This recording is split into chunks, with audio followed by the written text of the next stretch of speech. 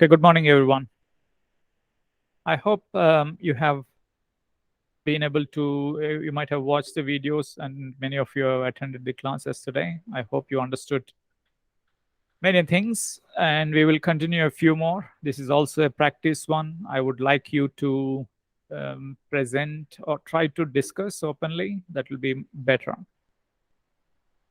And I hope you're also working on the similar questions to me when you have to upload the assignment. I hope you're thinking about it as well and trying to make different questions based on whatever you're given or even otherwise too.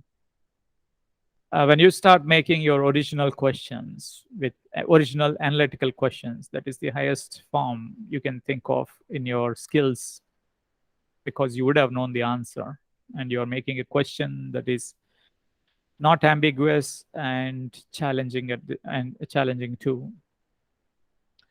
Okay, here I have a question about based on site-directed mutagenesis, and the idea is that you should be able to perform two-step site-directed mutagenesis. If you were to do that, you should have designed primers.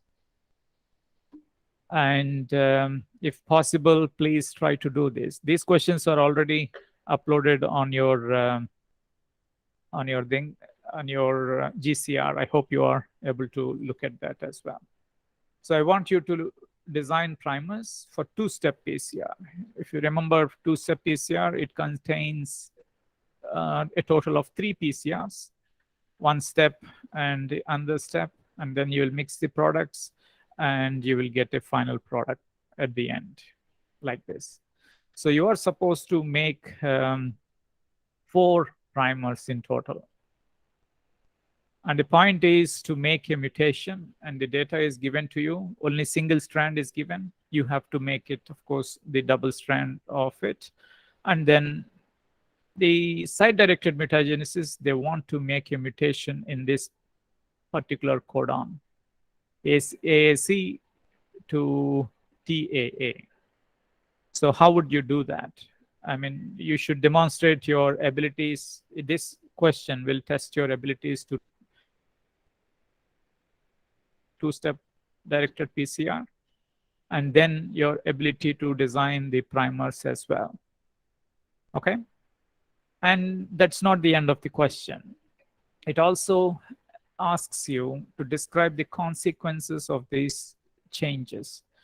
When you have induced a mutation like this, what would happen to the mutant, right?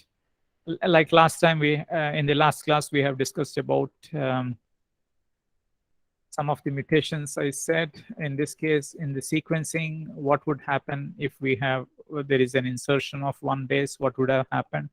You should always, I will repeat this, I will repeat one statement. You should be very good with all of MolBiome or molecular genetics, whichever you think you may call it. Studying the bio information, right? That is present in the form of sequence of DNA. The changes that will happen, that is the mutations. The nature of the information, the nature of changes in the mutation, you should be very good with that. You should be good with the technical terms, right? Only then you would probably be able to make a qualified guess of what are the consequences on these changes.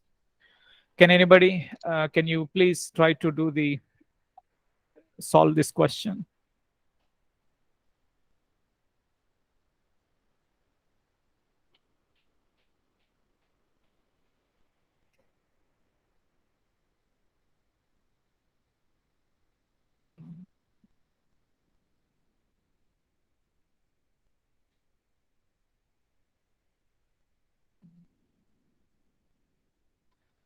So the mutation that we want to make is in the middle of the gene. So we cannot, here, because it's not possible to give a very large gene, I gave a small gene. The idea is I want you to go through or perform two-step PCR. So the general concept of PCR two-step site-directed mutagenesis is that we will make a mutation, we will make two fragments, two PCR reactions. I'm not writing the sequence and all. This will be the first PCR reaction, and there will be another PCR reaction which will make the second fragment like this. And then we would have, once we get the PCR, so basically before going further, I need to make the PCR. So I need to design primers. So how would you design primers? You should have had a sequence like this. That will be one primer. And another primer is like this. So this is 5 prime, 3 prime OH. This is 5 prime, and this is 3 prime OH. So right now I am only drawing the lines, but when it is your turn to answer, and you're supposed to write in sequences, okay? So that I get the clarity of that you know how to deal, how to write the primers, how to design the primers. So for the second PCR, I should design another set of primers like this, right? And now we will use the sequence as template. I mean, of course, it will be double-stranded. And we would get first PCR reaction, we will get this product. Second PCR reaction, we'll get this product. We will then take both the products and we'll mix them up. When we mix, there are two different products that might form. We'll denature and let them re-anneal. So there are two products that would form. Something like this. Okay, this is one product. Sorry. This will be the 5 primes, 3 prime. This will be 3 prime and 5 prime. The other product would be 5 prime, 5 prime, 3 and 3. When we now add DNA polymerase, nothing will happen to this one. Okay, but these strands will get filled up like this. Right? One thing you have to remember is when we are making the primer, I said the goal of it is to make the mutations. So the mutation should have been incorporated in this primer and in this primer. We will call them, for ease, we will call them primer A, primer B, primer C, and primer D. The mutation that you want to make should have been incorporated in these primers. So these strands would have had the mutation, and this is the overlapping region, which they would have been like this. And now you are filling it up with DNA polymerase. So you will get a strand. You can, if you think, if the product is not in sufficient quantities, you can also go with additional round of PCR using primer A, this one, and primer D, this one.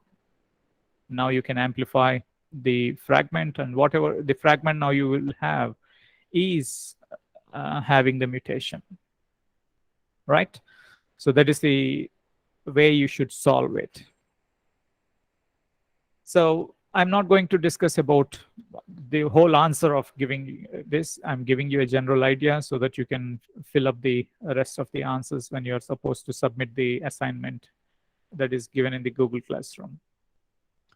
The other question, the important thing is that describe the consequences of the changes. Does anybody want to take any, to give any answers on that, please? Somebody?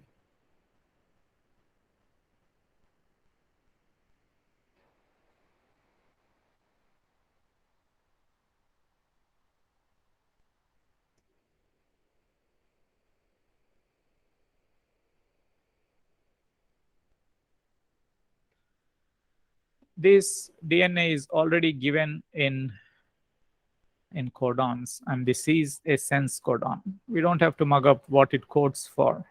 But the important thing here is we are changing it to a stop codon, TAA. You should always remember TAG, TGA, and TAA, the stop codons, right? So this is going to be a stop codon. So the consequences are we will get a truncated protein.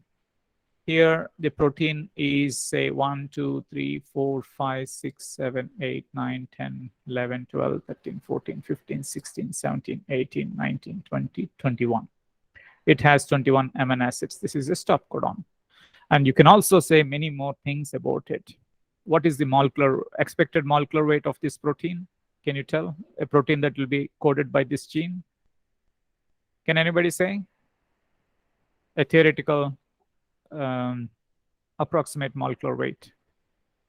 Is it 110 Daltons? 231. Yes, 110 is the average molecular weight of an amino acid.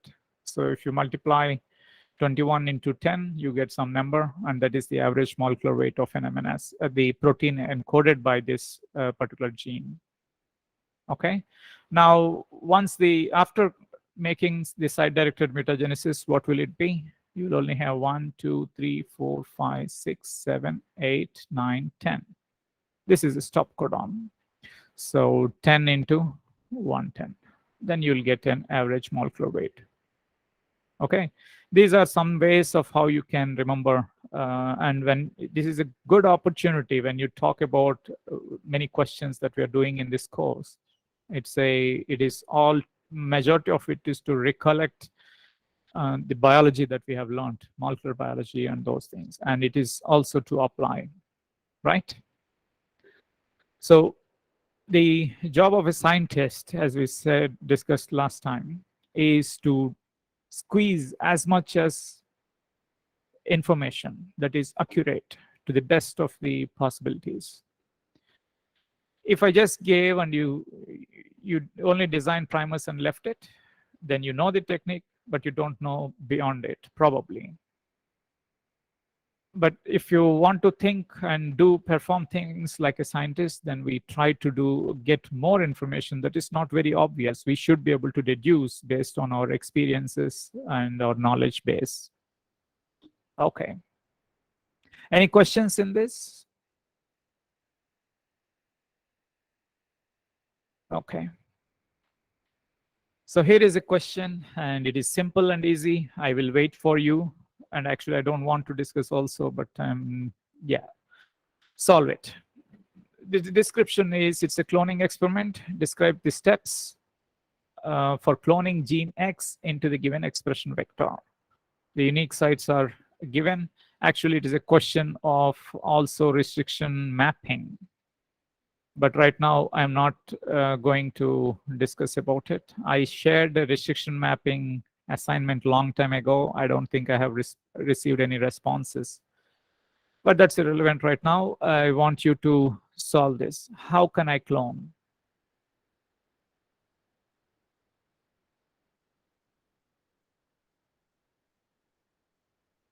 Any ideas?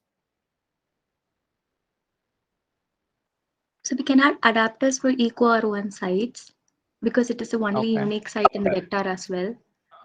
Okay, adapters. Yes. Then I will give you some more information so that you will know the constraints of it. This is a novel gene. We don't know the function of it.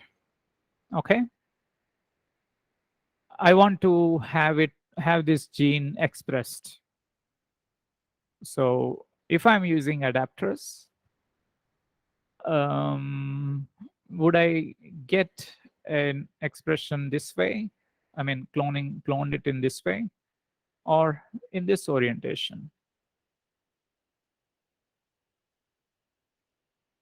In here, we will get the transcription done properly and protein and translation also. Whereas here, you will get the opposite strand or the antisense strand made, which is not useful. So what do you suggest to do in this case? I mean, there are no solutions. If you can also clone it and then do something else. to figure out which one is in the correct orientation. Can you think of it and say? I gave a lot of information. Yeah, as I said before, it's a restriction map thing. These numbers indicate the sizes. This is the restriction map given, KB.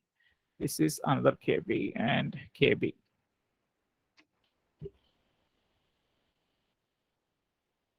So is it possible for us to amplify this gene X and the 3' end with the eco-R site in the primer itself so that we'll be Yes. able to control the direction? What about the other side?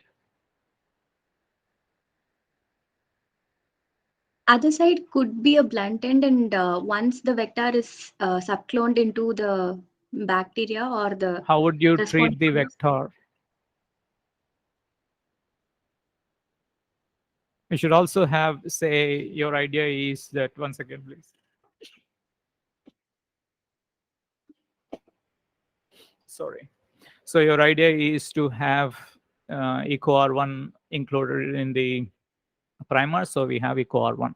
Here we want, say, blunt ends. That's right? That's what you said? yes, Okay. What would you do to the vector? restriction digestion using eco-R1. Okay. So I made it linear. Okay. This is EcoR1 overhangs on both sides. Then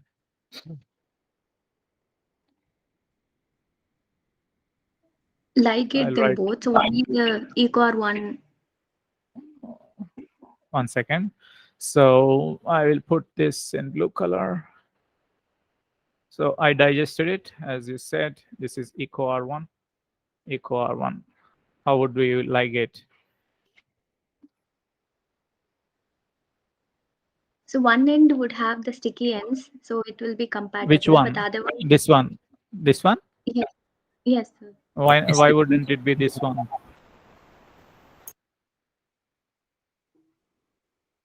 So because of the This can also be ligated here, right? It could, sir, since that is also having sticky end. Yes.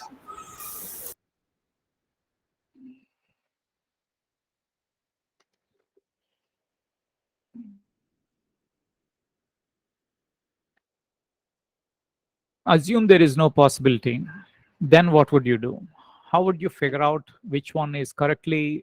How can you separate the ones that are correctly, I mean, in proper direction, cloned in proper direction, from those that are not in the proper orientation? Yes.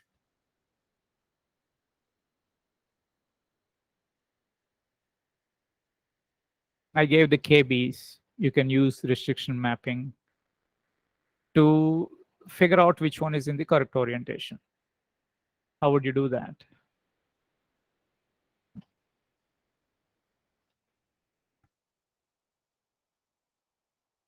since the gene has the restriction site for BAMH also, Mm, we would be able to identify the bands based on the directionality because it would either be the previously given 3 kb plus this 3 kb or 3 kb plus 2 kb. So there will be a difference in the gel pattern. that's right. If we know the restriction map of the vector and we know this one, the restriction map of gene X, say, for example, and if I make it, if it got incorporated this way, and we just assume that we have used EcoR1 to incorporate here, okay? So the fragments now, or the map would be like this, BAMH1. This would be 2 kb, 3 kb, and then we have 3 kb. This is BAMH1, and another BAMH1 here, 6 kb, and this would be 2 kb. If we have performed restriction map with E, B, and E plus B, double digestion, you will have the banding pattern. Assume the same thing we have done with the, what would we get if it were oppositely oriented? You can all try to do it in your book and see what you get. So this is BAMH1, and so this will be 3 kb, 2 kb. EcoR1 sites. Then we have BAMH1, this is 3 kb. Then we have another BAMH1, 6 kb and 2 kb. And you can make the same similar map, E, B, and E plus B. Then you can figure out the differences. Okay, so it is about you trying to know how to look at the data and try to, you have to come up with the things. Right now, I gave you a lot of answers and the way to go about it. Can anybody suggest what will happen in this case? E, if we do, we will get 6 plus 2 plus 3, right? We'll get the 9, 10, 11. We'll get a 11 kb fragment and we'll get a 5 kb fragment, right? The same will happen here also, 11 kb and 5 kb. We cannot, it's not very useful for us, right? If we digest it with BAMH1, then we would have, this is 2 plus 3, 5 kb. We'll get a 6 kb fragment and another 5 kb. We will get a 6 kb fragment. This is the largest one. Then we will get 2 5 kb fragments. But it will form one band. So we'll leave it like that. What will happen in this case? We will get a 6 kb fragment. And we will get another 6 kb fragment. Oh, this is going to be a little bit difficult. Another 6 kb fragment. And we are going to get a 4 kb fragment. Right?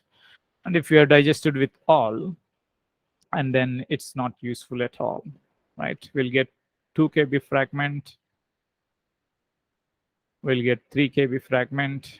These are here and here, and one 6 kb fragment. The same is the case here too. 2, 3, and 6. What is useful here is the BAMH1. That is the difference in these two cases. One is giving 6 plus 5, right? And the other one is giving 6 plus 4. Is that right? Or are there any differences? 6, 4, and 6. And in restriction mapping, generally, we give you this information and then tell you to construct a restriction map. Here, this question is integrated into all things integrated into one question. And if you are expecting for a 20 marks, this is a 20-mark question where you are supposed to demonstrate your thinking capacities. Are there any questions here? The total size of the vector is 9, 10, 11, and that is 16, right? So here, this one only I'm trying to do 6 plus 5 plus 5. What would it be here? It is 6 plus 6 plus 4. Okay. Yes, any questions on this?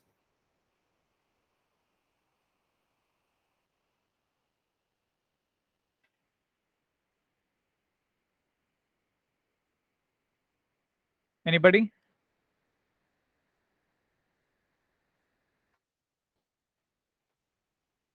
Okay. Read the question and try to solve it. This is an easy one.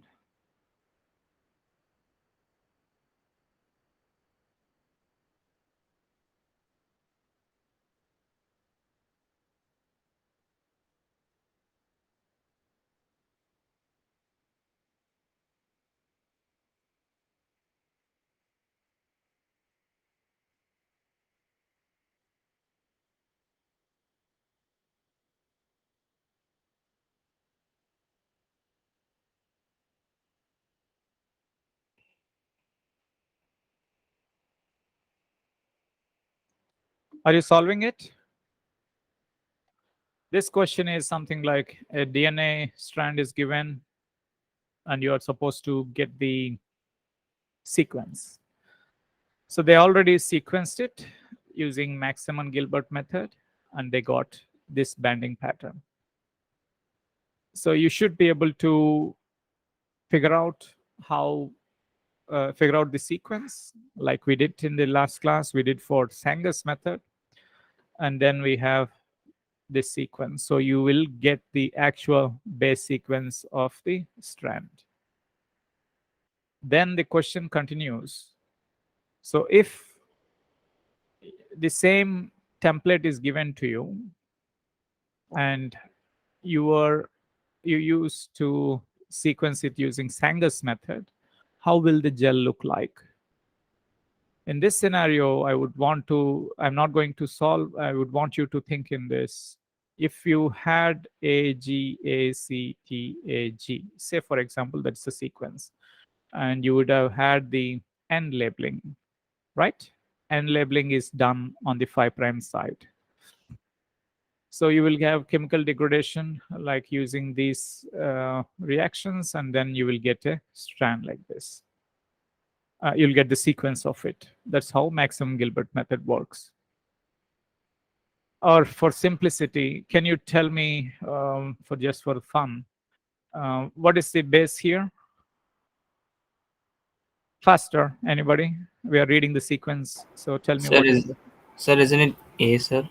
Yeah, don't ask, just say. A, next. Again, it's G and A, sir. You have to tell one. G, sir. G, That G, is sir. G.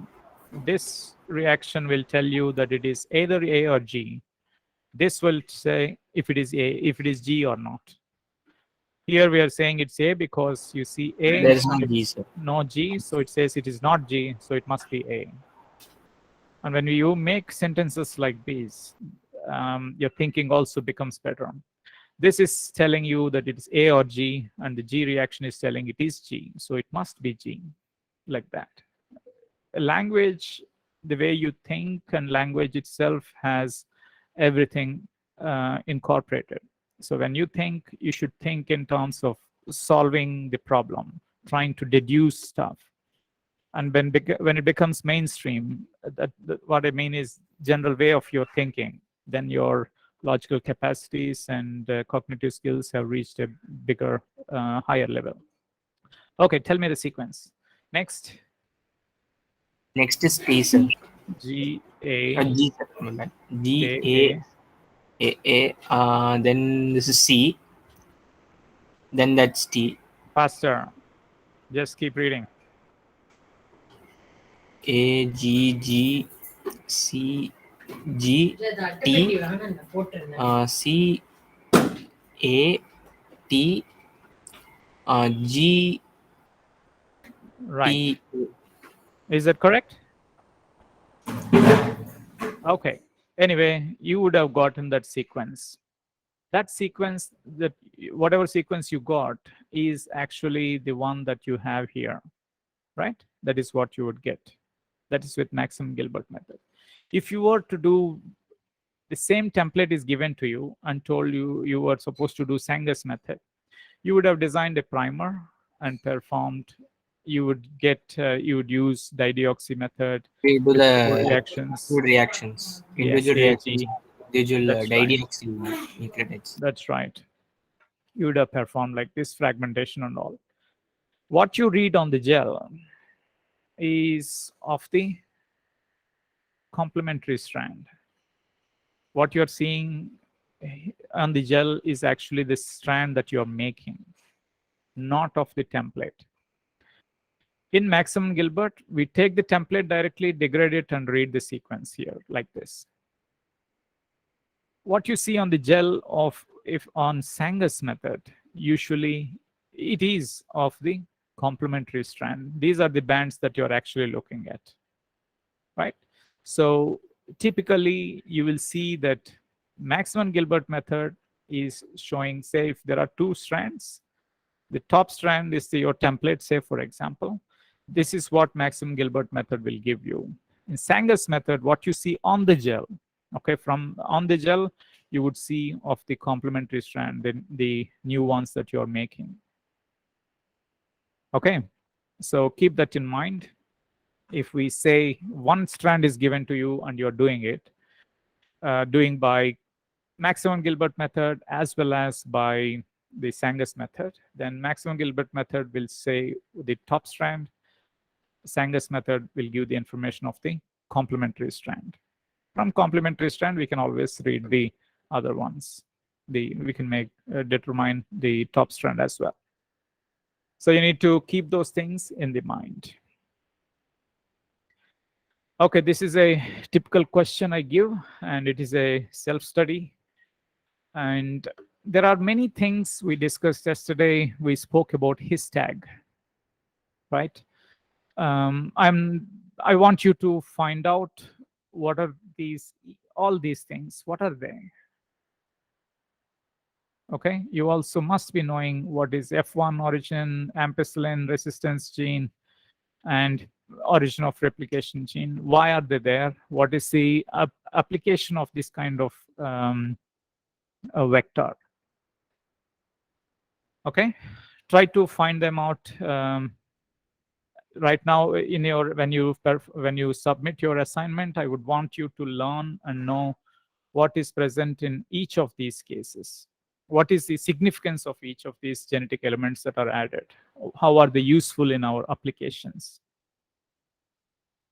Yes, what is RBS? Anybody? That's the only question I will ask. Yes? Ribosome binding. I'm missing your voice, Parvati. You can Ribosomal type. bindings. Yeah, ribosome binding site. So every time when we clone a gene and expression vector, we should ensure that there is a promoter. That is one thing. Usually it is in the vector itself. And sometimes you would also have the ribosome binding site incorporated as well. And if it is not there, then we should ensure when we cloning that there is the ribosome binding site is present. If we do not have ribosome, although the transcription may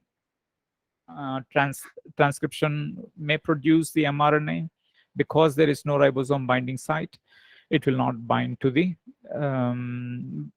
this mRNA may not be translated. What is the ribosome binding site in prokaryotes called as? Sequence. Parvati, you may type. I'm missing your the voice is not coming up. Your audio is bad. It's not reaching. Yes, anybody? What is the ribosome binding site in? Yes, it's called as Shine-Dalgarno sequence. That's right, SD sequence. What is it called in eukaryotes?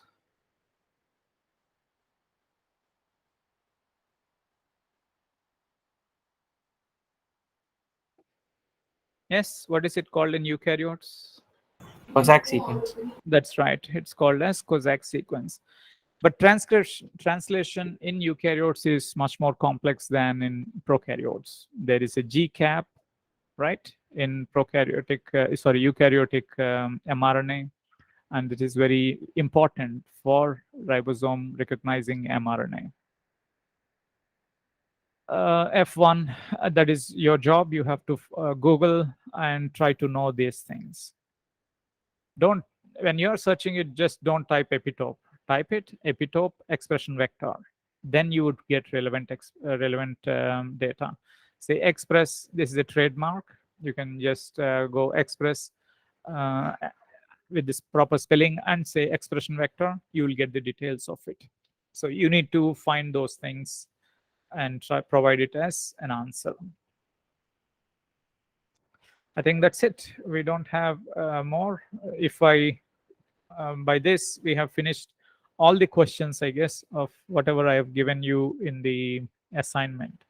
So I want you to now make a perfect answer for each of these questions and then upload it as assignment. Let me check. Okay. I still have some 10 minutes. So what I will do right now is give you a question, one more, and then we will probably see how it goes. This is just a a question that is very similar to what we have already done. It is just, you can consider this as a practice question.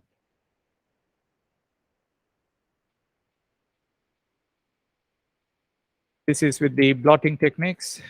Um, this is something, is this the same as what we discussed before or different? That's the same question we discussed yesterday, sir. Okay, let me try.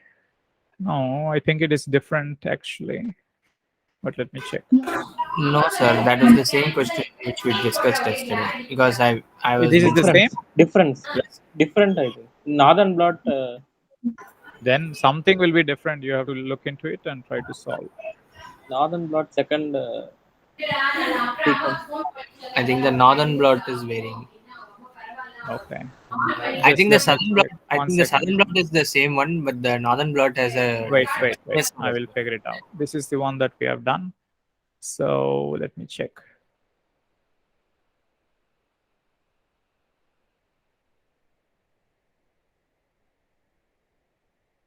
Yeah, no, they are different. Okay.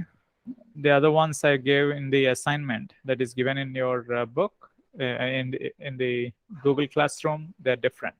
So anyway, try to solve this. There is one more question, but anybody coming up with answers, please let me know.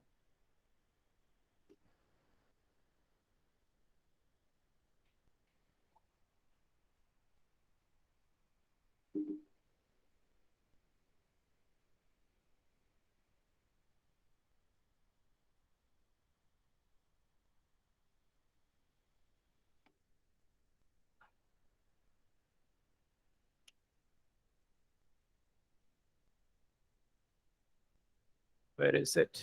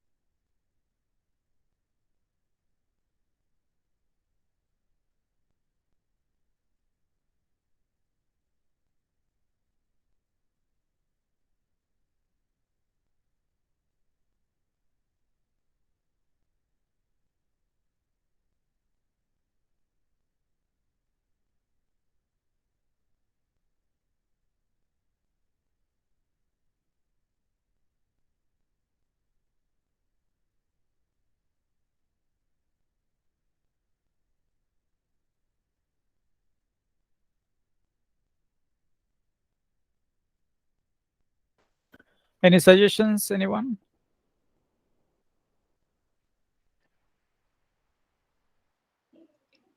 Sir, from the southern blot, we can say that individual 1 is homozygous and 2 and 3 are heterozygous. Yes, I want final answer. We'll directly skip there. If you come to that,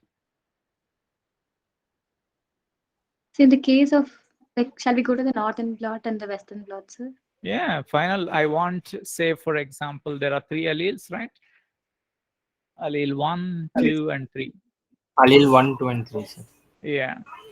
What will be allele 1, allele 2, and allele 3? This is normal, so we don't have to worry. What is allele 2? This is the allele 2. Yes, sir.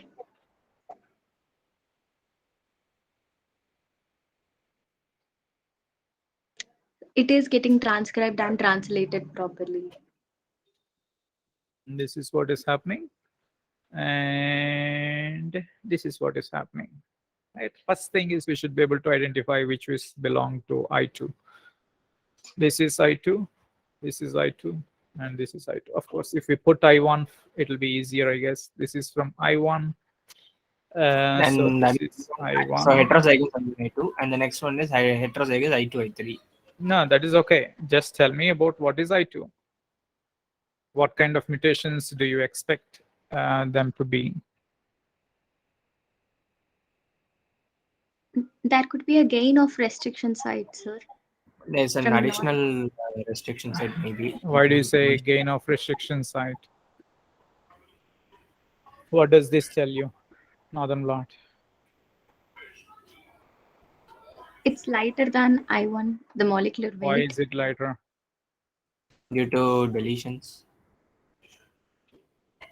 Maybe another frame shift mutation, like deletions of.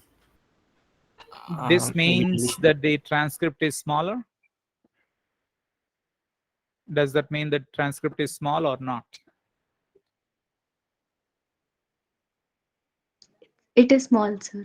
Yes, so a gene could be there, and normally it would have produced this mRNA, but there might have been some deletion of it, because of which it is producing a smaller transcript now. That is one thing, one possibility. And then what do you think of it? What else do you think?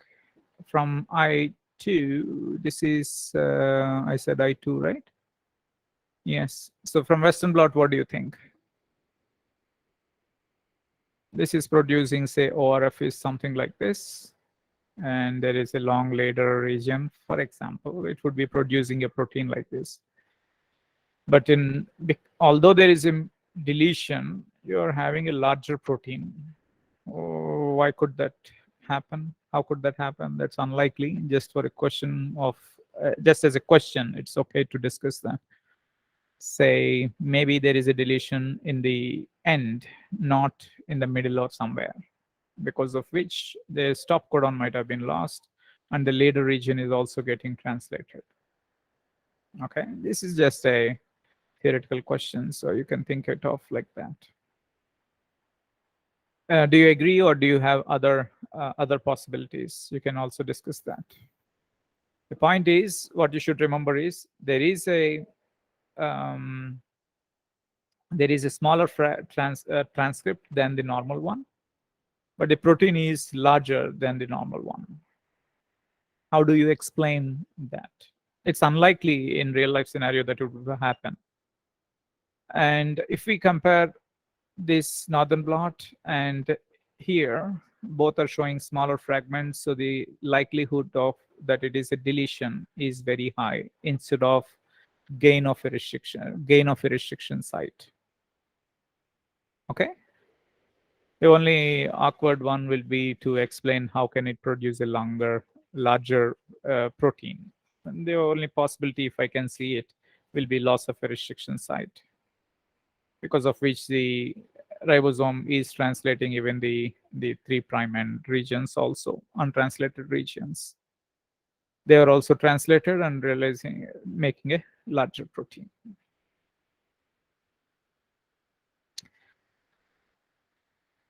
Okay.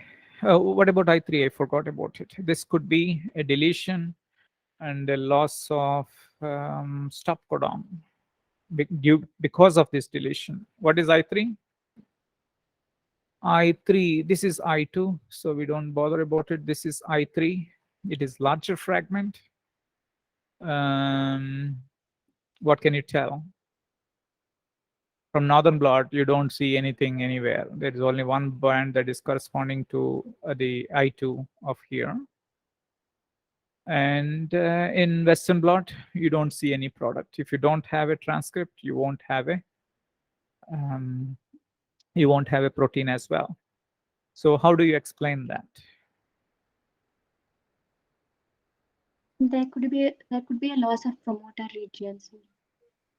Loss of? Promoter region. That's right. So if this is a gene and you have a promoter and gene is present, that is obvious from the southern blotting experiment with the probe, but somewhere some part of it is lost. Okay, the promoter is likely lost, because of which there is no further transcription, and because of which we will not also have the protein. The question that we must try to address, however, is why is it larger than? The fragment here is larger, right? In southern blotting, we have to always remember is the fragments are generated by the restriction digestion. So it's about restriction sites present or not, which could be because of insertions or deletions, right? Whereas in northern blot and western blot, it is about the production of that protein that is telling about the size. When we are talking about the size in southern blot, we have to be careful because we have to always take into account the restrictions digestion step we have. So how one could explain this is the deletion may have happened, because of which there might also be a loss of restriction site. So the fragment would be larger. Okay. Any further questions? If not, I will stop here. Thank you for joining. If you have any questions, you can ask me.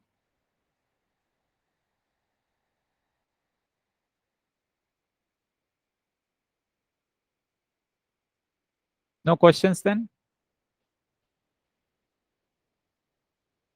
Okay, I'll stop Not the asked. recording. No, You sir. have? Yes. In western blot, second allele, its stop codon is muted means the protein will generate longer, so size is bigger like that. It means like that, sir. It can be that way. It's not always sure. And what the gel, if it is showing as a larger fragment, then we have to conclude it that way. It's a type of like a missense mutation and the stop codon is deleted, so the protein length is bigger. Like In which case are you talking? in In this western one? blot, second one, Here, right? I2 protein generated is That's right. That's molecular right. weight is Here, yes, if there is a mRNA like this, and this is where stop codon was there, because of some mutation, it could be deletion or some mutation that may have happened in the gene. If this stop codon is lost, then the ribosome will keep on translating until it reaches the end. That means all these codons that are read here will add up as a protein, and so it will produce a larger protein. okay. Sir. Yes? Okay. Okay. Okay, then. Thank you very much. And keep joining more. Okay? See you Thank you, tomorrow. sir. Yeah, see you. Bye-bye. Thank you, sir. Yeah, bye.